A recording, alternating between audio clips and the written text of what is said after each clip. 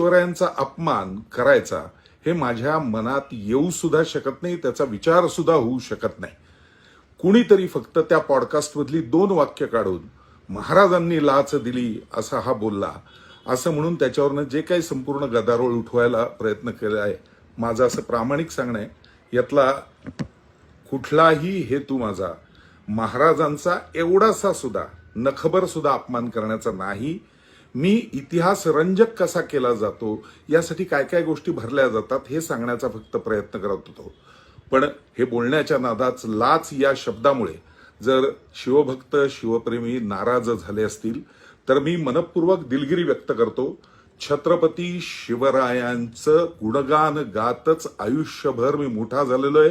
गड किल्ल्यांवरनं वाढलेलो आहे. रायगडावरची डॉक्युमेंटरी त्यासाठीच मी केलेली होती की आपण कसं पंढरपूरच्या जसा वारकरी असतो त्याच भावनेने छत्रपतींच्या समाधीसमोर नतमस्तक झालं पाहिजे.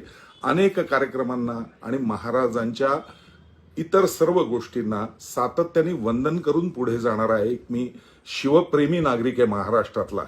त्यामुळे ज्या कोणाला असं वाटत असेल की मी काही बोलल्यामुळे भावना दुखावल्या, शिवाजी महाराजांना कमी लेखण्याचा प्रयत्न केला, तर असं माझ्याच्यानी स्वप्नात सुद्धा होऊ शकत नाही.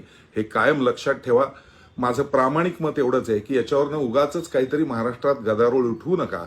तुम्ही म्हणत असाल तर इथून पुढे शिवाजी या विषयावर मी बोलणं सुद्धा बंद करेन.